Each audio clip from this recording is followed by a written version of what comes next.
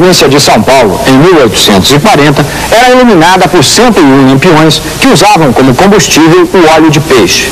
Para se estabelecer um parâmetro, é bom saber que desde 1813, isto é, 27 anos antes, muitas cidades da Europa e dos Estados Unidos já se utilizavam da iluminação por gás de carvão regularmente.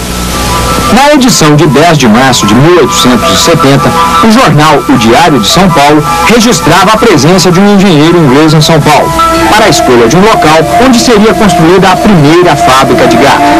Fora do então perímetro urbano, o local escolhido foi a Várzea do Carmo, uma antiga chácara que pertencia à Marquesa de Santos e que ficava muito além do rio Tamanduateí. Em 1872, através de decreto imperial assinado por Dom Pedro II, entrava em funcionamento a fábrica de gás e era inaugurada a nova iluminação do Palácio do Governo e da Catedral da Sé. As ruas permaneciam iluminadas até às 20 horas e empresários já idealizavam a utilização do gás canalizado nas indústrias e residências, o que já era uma realidade nos centros mais avançados da Europa e dos Estados Unidos. São Paulo se urbanizava.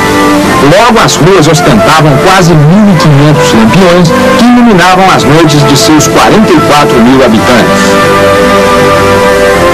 Foi somente em 1901 que a São Paulo Gas Company conseguiu autorização para fornecer o gás para consumo doméstico. Naquele mesmo ano foi instalado o primeiro fogão a gás. Isso aconteceu no antigo Palácio do Governo. Naquela época, os fogões ingleses já podiam ser comprados ou alugados na loja de gás. Mas 29 anos depois, em 1930, os lampiões de rua começavam a ser substituídos pela luz da energia elétrica. Mas apesar disso, o consumo de gás continuava crescendo progressivamente. Mas foi no ano seguinte, em 1968, que surgiu à luz a Companhia Municipal de Gás, a Comgás. Em 1972, a Comgás inaugurava sua primeira usina para o processamento do gás de nafta. Mas o processamento do gás de carvão ainda continuou por mais 13 anos. Depois de mais de um século prestando este tipo de serviço, o processo para a obtenção do gás de carvão foi finalmente aposentado, cedendo lugar a um outro, mais moderno, usando agora como fonte de energia a nafta, um subproduto do petróleo.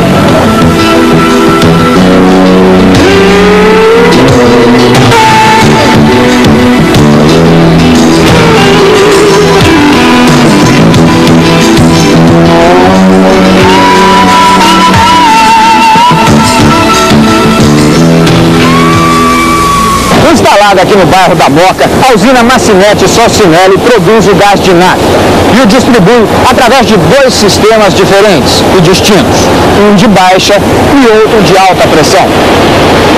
O gás produzido em alta tensão é alimentado para uma tubulação que forma um anel subterrâneo embaixo da cidade e alimenta as indústrias. Além disso, este anel subterrâneo também fornece gás para determinados trechos da rede de baixa pressão. Enquanto o gás para alta pressão é produzido continuamente, o gás para baixa pressão tem uma produção cíclica e percorre uma verdadeira malha nos subterrâneos de São Paulo. Esse gás chega à residência de 210.758 consumidores, além de alimentar a 4.082 estabelecimentos comerciais e industriais. A nafta, uma gasolina mais leve e mais volátil, chega diariamente em 25 caminhões-tanques como estes aqui. Para se ter uma ideia do volume que isso representa, basta observar que a quantidade de nafta descarregada aqui daria para abastecer o tanque de 100 mil automóveis nos grandes, com capacidade para 100 litros cada tanque. O estoque de nafta, que é completado todos os dias, pode alimentar esta usina e, consequentemente, toda a cidade de São Paulo pelo período de 1 mês e meio, ou seja, 45 dias, tempo mais do que suficiente para se restabelecer o processo. Isso no caso de um colapso no sistema de entrega do combustível, que é refinado em Paulínia, no interior do estado de São Paulo. Além disso, as normas de segurança aqui são bastante consideráveis. No caso de um vazamento, incêndio ou rompimento do depósito, ele está situado no meio de um quadrado cercado por muros altos que impede a expansão do combustível, evitando assim maiores problemas.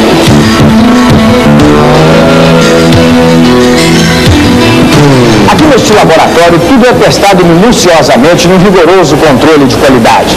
Desde a água que vai entrar no processo para a obtenção do gás até o produto final, em todas as suas fases, tudo passa pelos especialistas. O gás obtido é inodoro, isto é, não tem cheiro. Por causa disso, antes de entrar pelo cano, ele recebe uma substância química que o deixa com um odor forte e, portanto, facilmente detectado em caso de vazamento.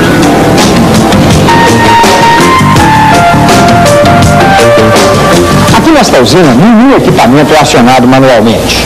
Através deste painel eletrônico, além de acionarem turbinas, motores, válvulas e caldeiras, os técnicos controlam a produção do gás passo a passo. Além disso, através da leitura desses instrumentos eletrônicos, eles controlam também toda a operacionalidade da usina, minuto a minuto.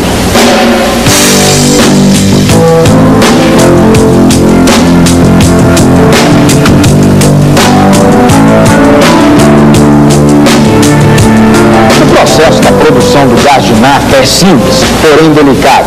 Requer uma tecnologia específica e, sobretudo, muita segurança. Engenheiro, como é que funciona a elaboração e o processamento do gás de nafta? O processo de produção de gás de nafta, apesar de ser de uma simplicidade muito grande, por tratar-se de uma mistura de nafta vaporizada com vapor d'água a alta temperatura, ele é de alto nível tecnológico. Eu vou mostrar aqui no quadro, ligeiramente, como funciona o processo. Então, basicamente, nós temos nafta e água na forma de vapor. Então, nós temos, inicialmente, a nafta entra num forno de vaporização, passa por uma seção que nós chamamos de dessulfurização, onde são removidos os compostos de enxofre da nafta. Vai, em seguida, um superaquecedor, onde na entrada nós temos a mistura com vapor d'água a alta temperatura. Após essa mistura feita, o gás entra num reator que nós dizemos que é o coração do processo. Nesse reator é que se processa a reação de gasificação. Essa reação, basicamente, então, como eu já havia dito, é nafta mais água, que produz um gás contendo metano, basicamente, hidrogênio, gás carbônico e monóxido de carbono. Em seguida, como esse gás produzido, ele possui um alto poder calorífico, e esse poder calorífico, para efeito de distribuição, deve ser reduzido, uma parte desse gás passa através de um reator que faz o empobrecimento do gás. Em seguida, 2/3 desse gás que passaram por fora são misturados com 1/3 que passou através do reator, produzindo praticamente um gás com as características próximas do gás final. Uma coisa importante que há no processo, que nessa fase ocorre a produção de um gás com um teor de monóxido de carbono ainda muito alto, incompatível para a distribuição. Então, uma boa parte desse gás passa através de um reator, onde ocorre uma redução desse teor de monóxido de carbono. Em seguida, o restante da planta é um sistema onde ocorre um reaproveitamento do calor gerado no processo. Temos também uma adição de nafta que vai enriquecer o gás produzido até que se atinja o poder calorífico contratual, que é aquele valor que deve ser distribuído. Em seguida, o gás é seco, em termos de proteção das tubulações da com gás, e, posteriormente, ele é odorizado, tendo em vista aspectos de segurança. Agora, uma das coisas que tem preocupado a todos indistintamente é o problema da segurança. Quais os riscos oferecidos por uma usina deste porte, tanto a nível interno quanto externo? Evidentemente, o risco é inerente a toda operação industrial. Só que essa planta, ela tem características de planta de unidades petroquímicas, onde todos os aspectos de segurança são verificados a nível de projeto, a nível de operação.